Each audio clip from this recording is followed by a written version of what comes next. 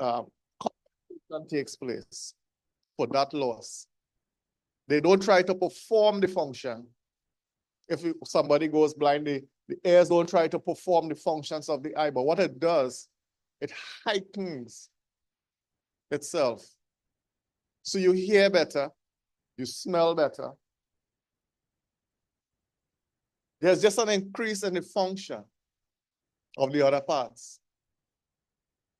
And this tells us that, or this gives us the idea that how the body works together in order to be able to carry out its function.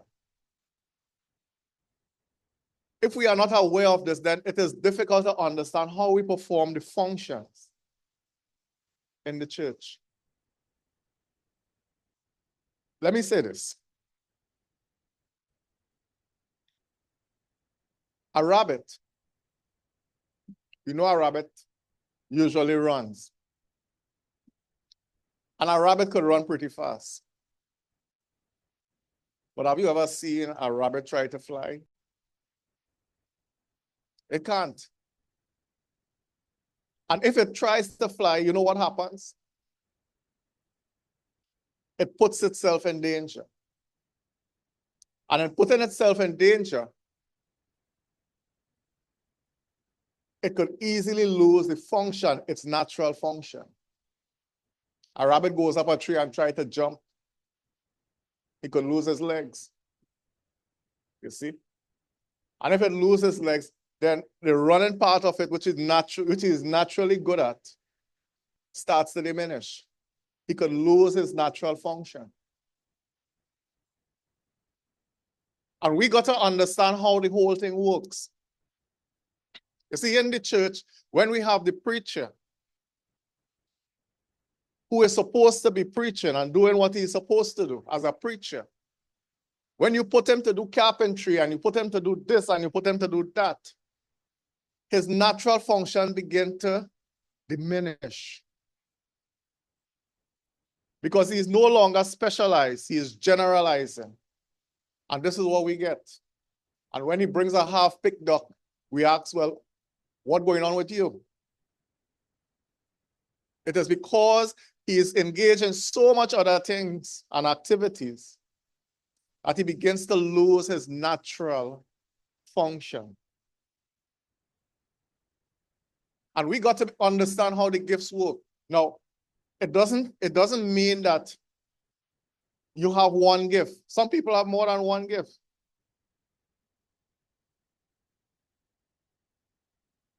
Some people could teach, some people could preach, some people could exhort, some people could do a lot of things.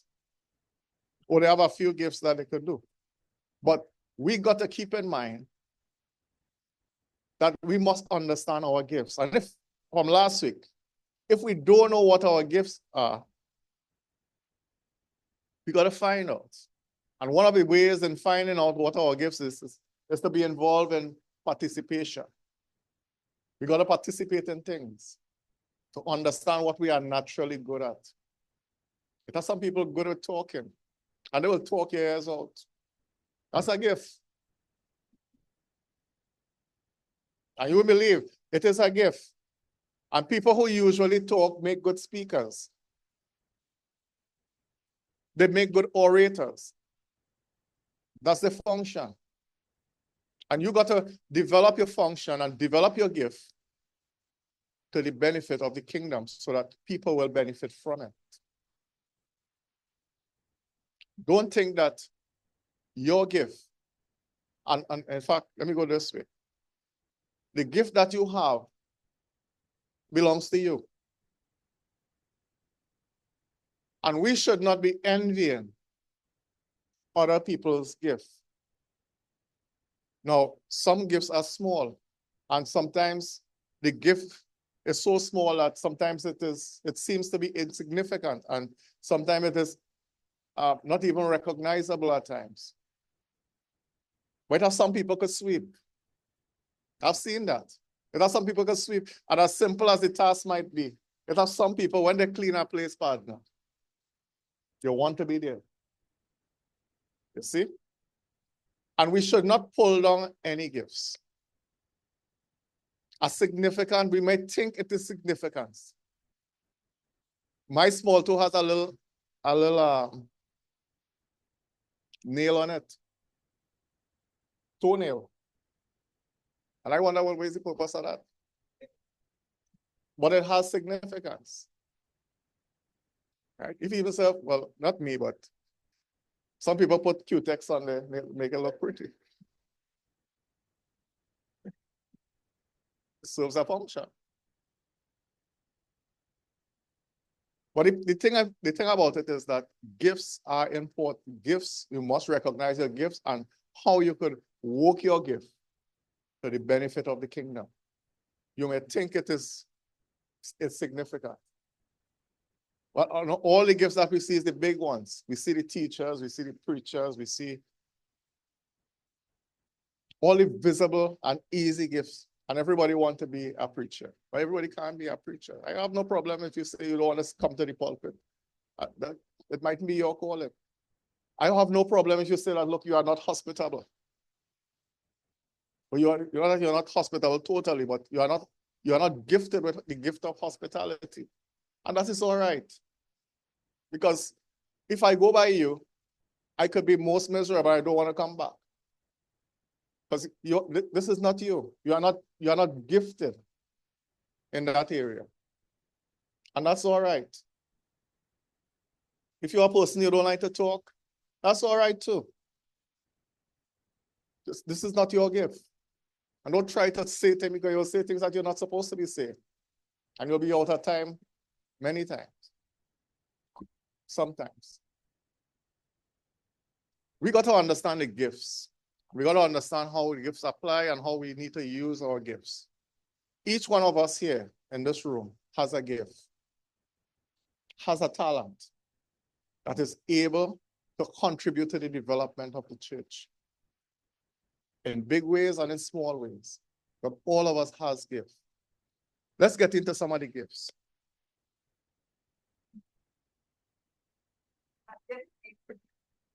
That's somebody that's miserable and persecuted.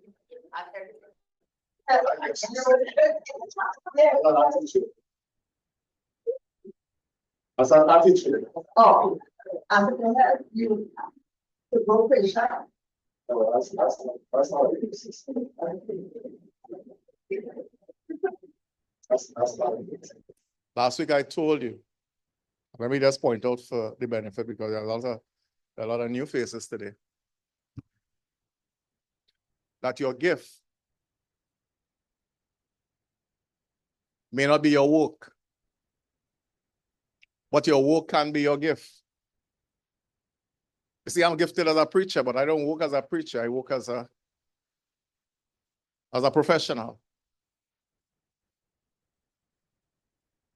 And that's all right. But when I'm in the church, I preach. But if my gift is my work, if I'm a preacher and I preach, you got to pay me. Don't muscle the ox that treaded the corn. You got to pay me because I make my living by the word. And you got to be all right with that. How much you pay me, well, is another story.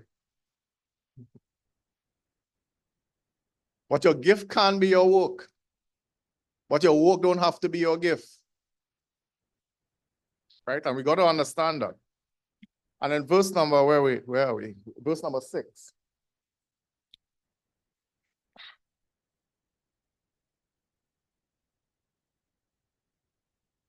You may not give an answer, but the other is that we don't know what they get. How do they have to decide what they get? Okay, I'll start to talk on that. And what I'm saying is that one of the things that we need to do, we're not sure what our gifts are. We get involved in stuff.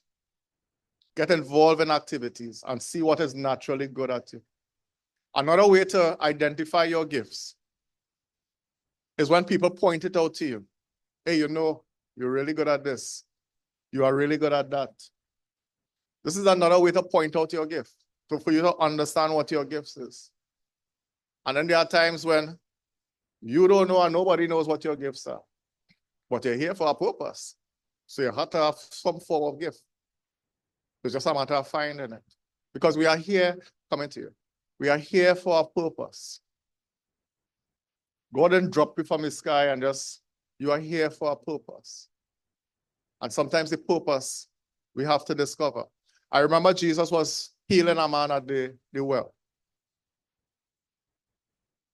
And this man was a cripple for all his life. He was 38 years old. I can't remember the exact location of the passage. He was 38 years old.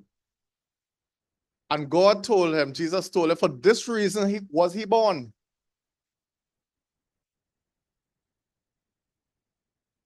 So that Jesus could use him as an example to show everyone that he is God. That was his purpose. And sometimes we got to understand our purpose. We got to understand what we are about.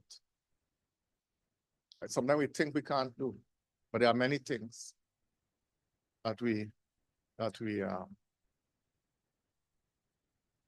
can do. And sometimes we don't acknowledge it.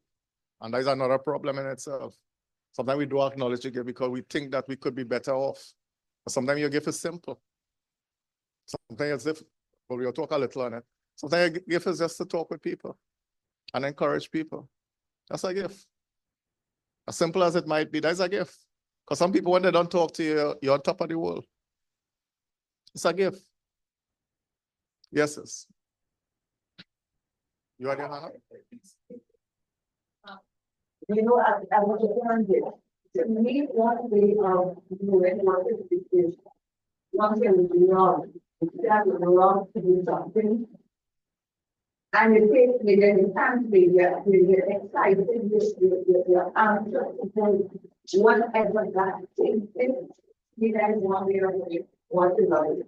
Sometimes we what are the sometimes we can't because we are focused on working with someone else with.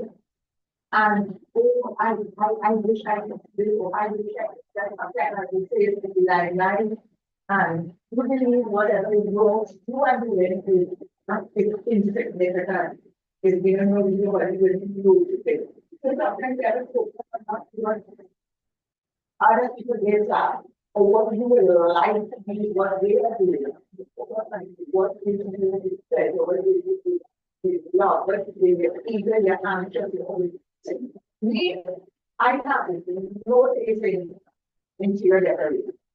None of it I would like part of it to you. You understand? But don't tell me not this, but I admire people who do it. But I know that it's not people. Sometimes you have to be real and accept what we like, what we not, and you will be your best. Let me ask you this. Let me ask you this. I work with for many years. He assisted me in building and all this sort of stuff. And he loved to paint. In fact, he declared himself a painter. But when he done paints, you got to go and paint over. Right? Is that his gift? No, it's not. No.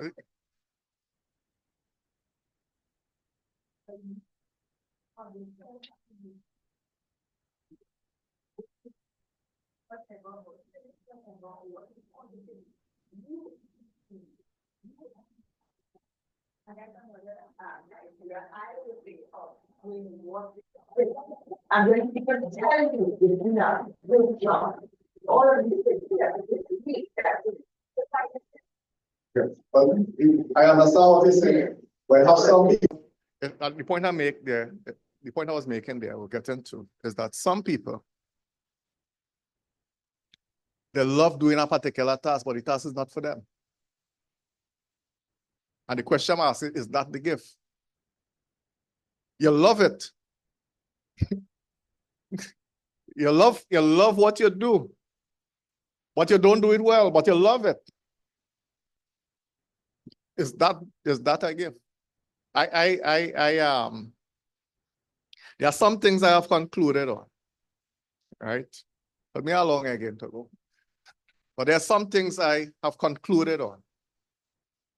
And I recognize that there are things in my life that is not for me. And I started to drop them off one by one. It's not for me. As much as I love to do it, it's not for me. And I started to drop off things. And I started to focus on more on things that I believe that I could make a contribution on. The things that people say that I could do, I take that into consideration and I work there because you will like something. And some people will say, but does it like you? We got to understand what kind of contribution, because your gift makes an impact, a positive impact. And if what you love is not making an impact, is it what you are supposed to be doing? Now, in all of that, your love, your commitment and devotion tell something. And within that sphere, you could find your gift. See what I'm talking about? You could find your gift within that sphere. But what you're doing is not fear. Yes, sis. Thank you, Adia. Yes, well, it takes that's why we have children want to do. But we will actually give it to children are more. We'll see who's here, who's scholar, who's sponsor, who's bossy, who's gifted in acting. There's a gift there and just actually doesn't quite right. But sometimes the families and the children who use because they're trying to act and say, and sometimes it takes some of the children and they will not choose. That wasn't that. Would you say, what was for you? Was his trained, but he was hard. And then God just used it.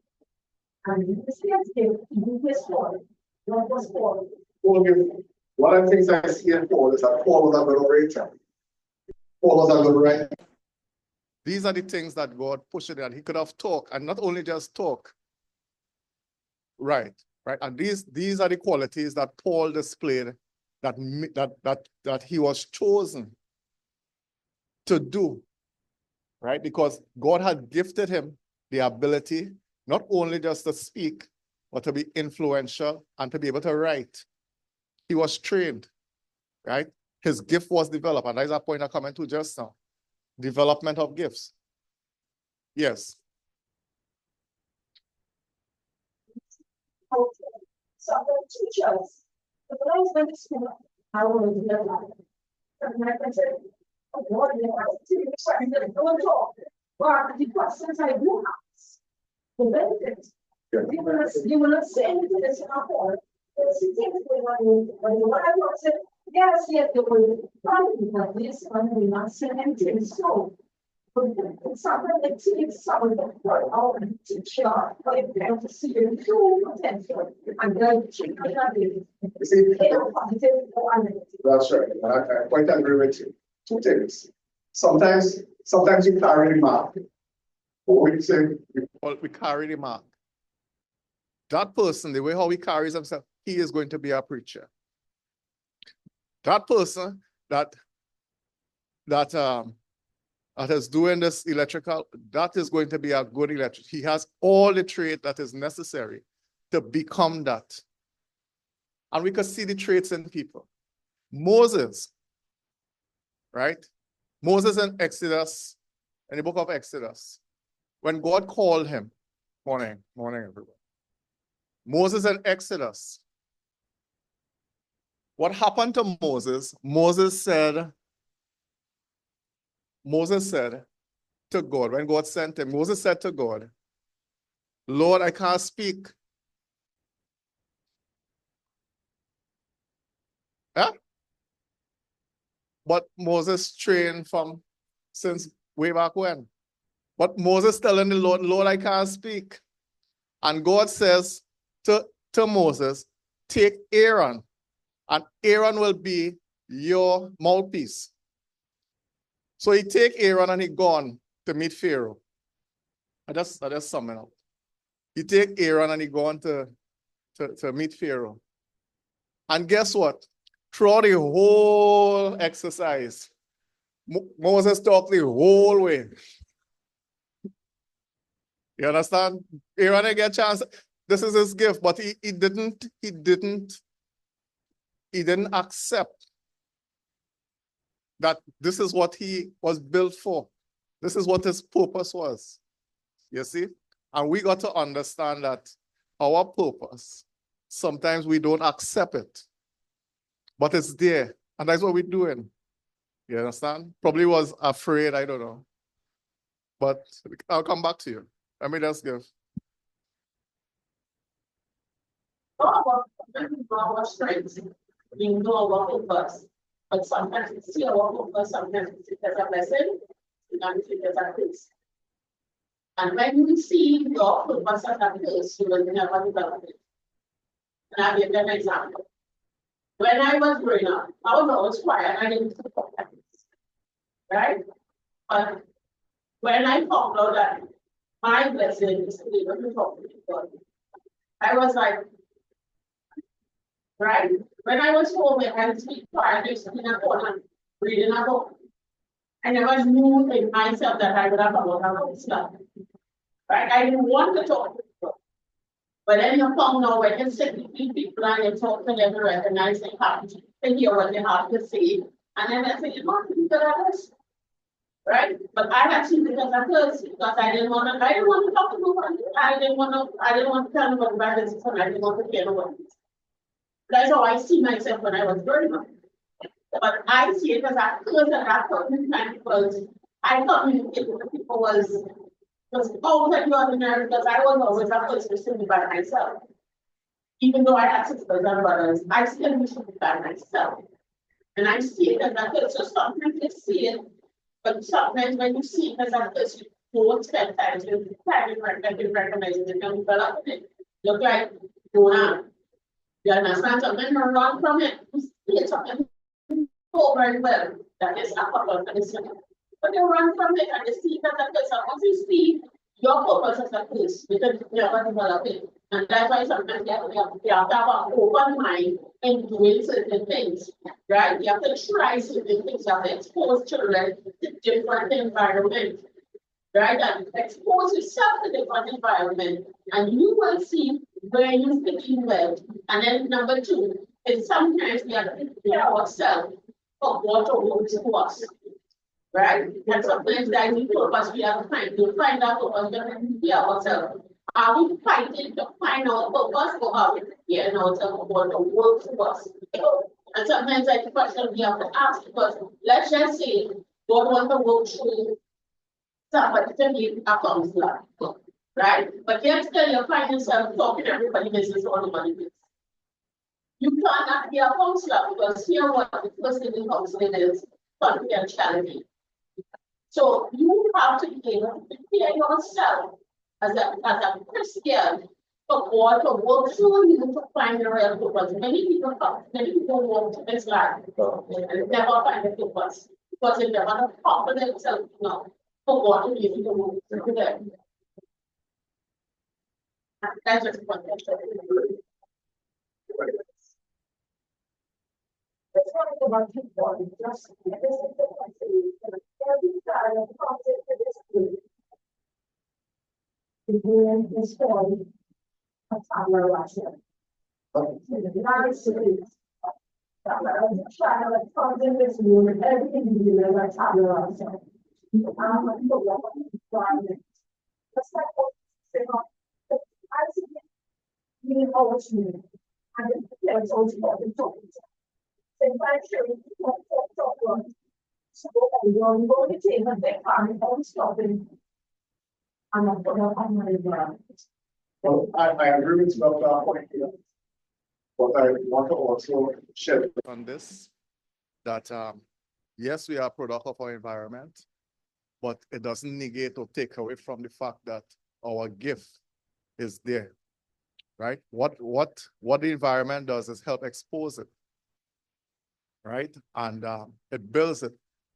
And how we are valued also determines the environment. You see, in some places, let's use coconut water. I don't know why that come to mind, but let me use coconut water. In Trinidad, we drink coconut water, and there's no big thing. We pay how much? $8 for a coconut. Stop buying Stop buying coconut by itself. Usually when I buy a bottle, you know. So, but anyway, the point I'm making is that's what it worth in Trinidad. But if you go to the States and inland, that same coconut, you might pay $8 for it because it has value there, the environment. You see? And sometimes where we are determines our value, how people value our gift. In Trinidad, and I guess that's why a lot of preachers leave in Trinidad, right? Because they don't see, even though they might be good at what they do, how well are they valued? You see? But when you go abroad, the 5,000 you're working for here, you work for the 5,000 across there, but in a different currency. Big difference. Big difference. Right? And then on top of that, you get all the perks and you get all of this and you get all of that. They treat them pretty good in many instances. Right? So where you go with your gift, or the environment that you find yourself in with your gift, determine how people value it. I don't want to talk about that because that's besides the point, but just throwing that there just a little syrup on the side, you know. But let's go to verse number 6. I want to see if I could knock off a couple of verses here because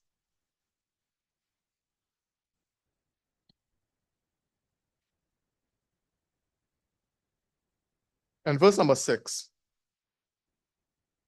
he says, we have different gifts.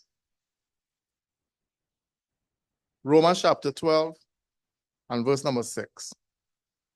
We have different gifts according to the grace given to each of us. If your gift is prophesying, then prophesy in accordance with your faith. If it is serving, then serve. If it is teaching, then teach. If it is to encourage, then give encouragement. If it is given, then give generously. If it is to lead, do it diligently.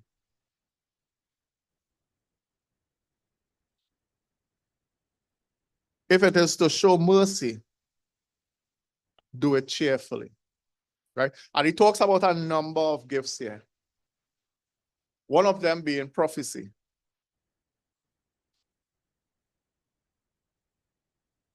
In those days, we had the gift of prophecy.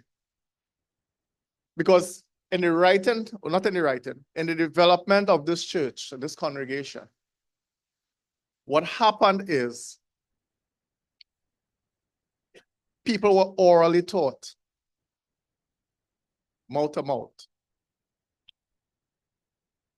communication. People were orally taught. So in order for people to get instruction from God, they needed the prophets. And the prophet stands between God and man. And he takes from God and he presents it to man. And this is how God communicated his word. So we learn what God wants from man. But when we hear it, we need to refine it and put it into perspective so that it could develop our lives. And this is how you have teachers. So the teachers now take from the prophets or from prophecy, which is spoken by the prophets. The teachers take the prophecy and develops it and help you to inform your life as to how to live for God. Make sense? So today, God has concluded on his word. In the end of Revelation, the Bible says that nobody should add nor subtract from the word. The word contains life and godliness. So the teacher and the preachers, the teachers take the word when we read and take it, just like what I'm doing here. And it explains to you how you ought to live, how you ought to grow, how you ought to develop, what God is saying to you in a nutshell, so that you would know how to be able to conduct your affairs. Those who are exhorting, he's saying to them, the exhorter now takes, after the teacher, the exhorter now takes the word and encourages you to live, influences you, help you to deal with your challenges, help you to overcome. Some people are good exhorters. I know a sister from the last dispensation. Sometimes I will go, we will go, and encourage her because, you know, we visit. And when we're done, when we leave there, we are the one who is encouraged. Sometimes you don't get a chance to say a word. And you leave fulfilled, and sometimes you go on by your business. I say, but wait a minute. I thought we went to encourage. You see? And she had that gift of encouragement. When she's done with you, you feel on top of the world. You feel that you are in a position now to overcome your problems.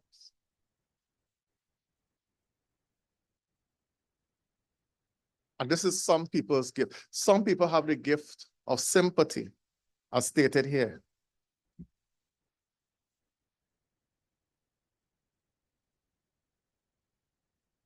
Right? The gift of mercy. Some people could show you hospitality. Some people could, in your sickness, some people could really build you up and give you that kind of hope that you need. When you're going through difficult times, they could share in your pain. I remember, I was going to call his name, but I remember some years ago, we went to visit her home next to Sister Bella. We got a call late in the night, you know, that there was some distress. And we went in there.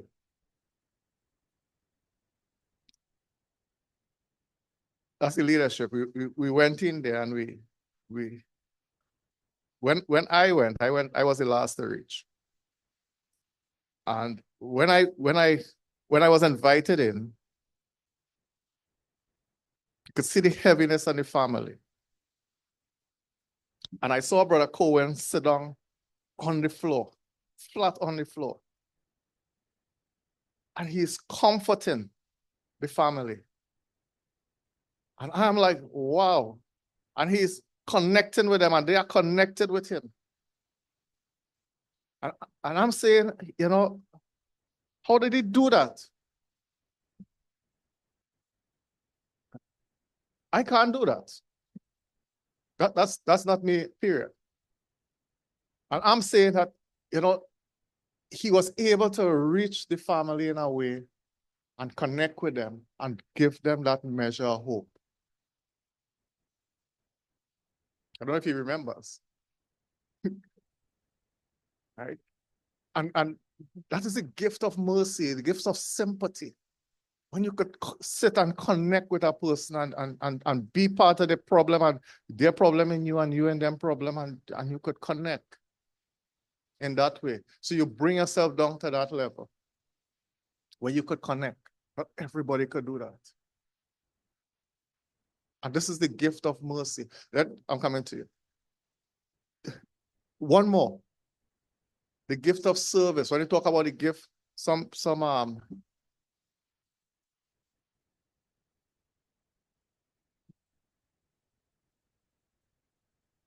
where he talks about the gifts of ministry. And then the gift of ministry.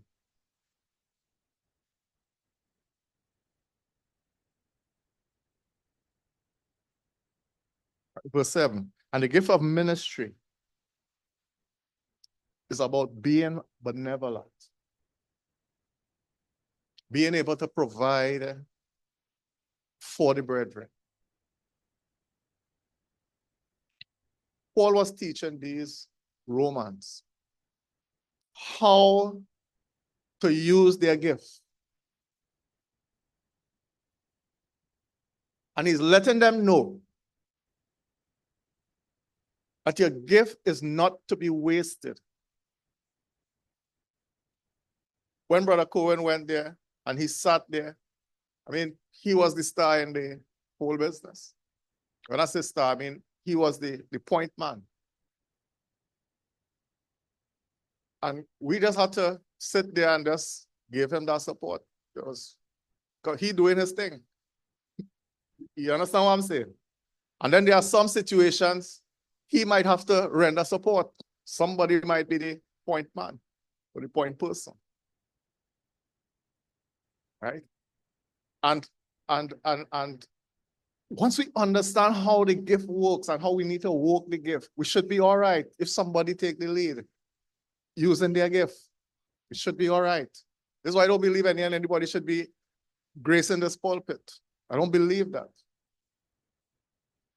Thank you. Because it is for gifted people. I mean, yeah, sometimes we try to chip in to help out, but this is not for everybody.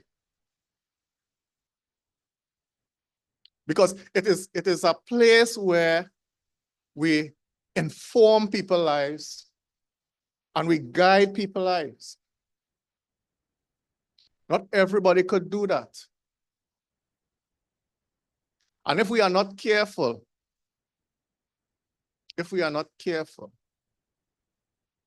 we could cause people to stumble.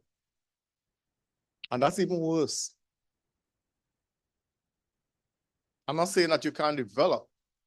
Don't get me wrong. But when you are gifted, that's your gift. Use it. Use the star when it comes to that. Use it in the name of the Lord. Yes, sis. That's in my.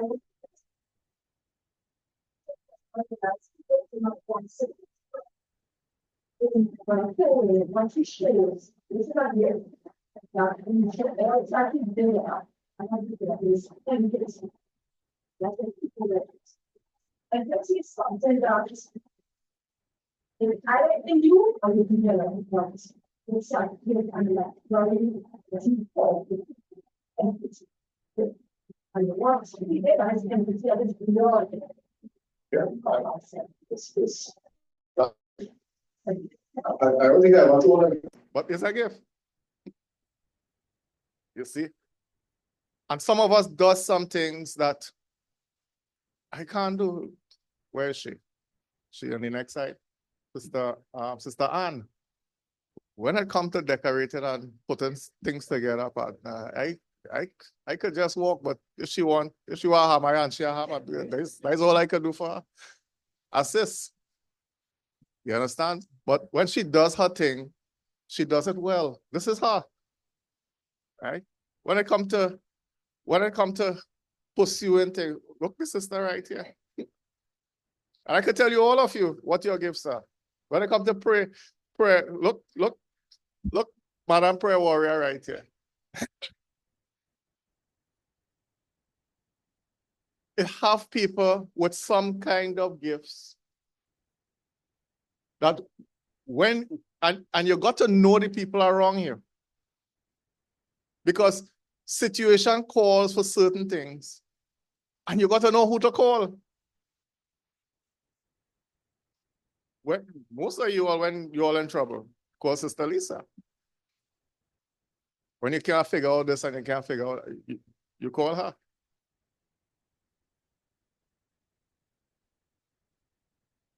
We got to understand our gifts. And as I conclude, I was hoping to reach down to verse number 13, but that's all right.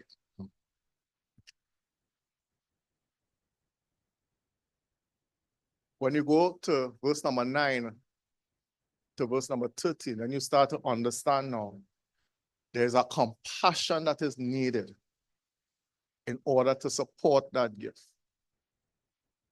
You see? So what we have learned so far in this chapter is that we need to present ourselves a living sacrifice. To do that, we must renew our minds. We must develop the gifts that is in us so that the presentation that we perform must bring glory and honor to God. We must stand in the gap. We must be highlighted. We must make that difference. A lot of times we fail because we refuse to employ our gifts. Sometimes we refuse to accept our gifts. Sometimes the church needs you and you are not here. And we got to understand that we have to be here and involved for it to work. When a church is using its gift, the church is well highlighted. It is well oiled. And it could move mountains. When we go to the field work, we know who to push in front. The brother right here, he's the man. I travel with him. When time to talk, he's the man. Brother Siju. Push you in front. I push him in front. You know, you have a way you just talk to people. That is your thing. You know?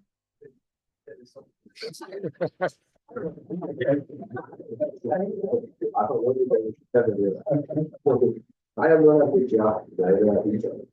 I'm talking about gifts, but I'll tell you something. The brother highlighted the talents among people. So I know my gift. I don't tell nobody what is my gift, but if you look at me, you will know my gift. Right? I think likewise, if everybody thinks, I think you are the partner me.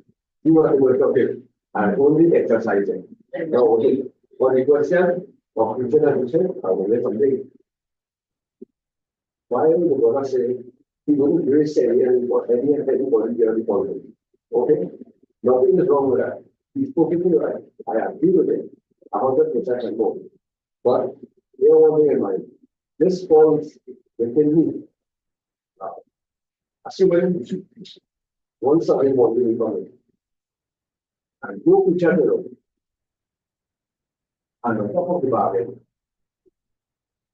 probably a few other women didn't know what strangers coming.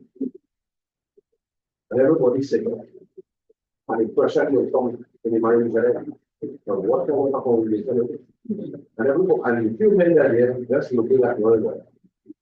And no one studied the Bible, but it depends upon when teacher here, teacher here. For some reason, they didn't know. Nothing in the life. My shape of it. So here is where I come into a kind of brass face, a kind of blue face. You understand? So what kind of thing is that? For some reason, each and everybody should have this kind of storytelling. Yes, I'm not a preacher, I'm not a teacher, but I do not allow strangers to come in and see me and obviously he's got to go up and at least study, do something. So it falls in my part. It falls in my part. I just try to be whole fix. Okay, there are many simple things. No, brother, I don't think so. I don't agree with you. Because it's good to be bold-faced. And probably that will bring you in front here. But you have the gift and you're using it. And that's what God wants. And sometimes when we tell ourselves otherwise, that's where we run into problems. You see? I don't like front. I never like, I still don't like front. You see here? Here's the most fearful place. So I don't like front. I'm that kind of introvert kind of person. Right? I don't like publicity at all. But here what's going on. In order to get the job done, I had to be here. And sometimes what I'm finding myself doing, I am becoming more public. And I wonder, what am I doing to cause that problem? But it's like, well, like the sister was saying, you know, you're quiet, you don't want to expose too much, you don't want to be in front too much. But sometimes when God calls, you have to answer. And you know, one of the things that I realized, let me close off now because we're running beyond time. I teach Bible class for many years. One of the things, well, these days it look like I'm getting a lot of response, but one of the things that's happened to me, nobody talks, nobody answers me. So I am of the view that I talking real nonsense up here. See? So I said sometimes when I teach Bible class, Nobody responds. Many times I teach, but nobody responds. So I am of the view that, well, I came to a conclusion that I am probably talking real nonsense. You know? But when I talk to you, say, well, what do you think about the class? I say, well, nobody is saying nothing. Sometimes I get concerned and I will ask the question, well, what do you think about the class? I said, nobody asks no question. Everything coming across clear. I said, boy, when you're done, like nobody had nothing to ask. And I take that as a cue. And look, maybe you're not as bad as you have it in your mind. But God is using you to get certain things out. Because as I said before, I'm an introvert type of person, right? I work out a lot of stuff in my mind. My mind always going. I work out a lot. I don't really need no big crowd around me. I could function quite fine on my own. And I like solitude. And that helps me to organize things in my mind and put things together to do presentation. So things have to run in a particular way because apart from introvert, I'm also analytical. I work on logics. It must have sequence. And if there's an interruption, or if a chain doesn't make sense, or a link doesn't make sense, we have to find out why it's not making sense. And we have to go back there and spend some time until it flows. This is how I work. That's me, that's not you. Right, so we'll continue next time, and I hope that what was shared, you're better able to understand what God is telling us and how He is informing our lives. And don't be afraid to use your gift. Don't be afraid to use your gift. Thank you.